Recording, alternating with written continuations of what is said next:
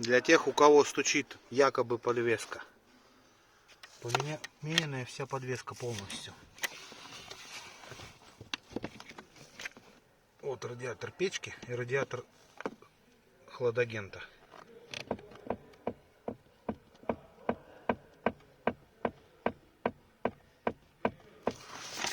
А вот причина, почему все это сработалось. Вот это радиатор печки здесь. Патрубки проходят. А вот эта часть упирается в радиатор хладагента. Кондиционера. Сейчас будем что-то думать, вот что можно придумать вот сюда, подложить или что-то, ну, какие-то резинки сделать, чтобы больше здесь не било и там не тряслось.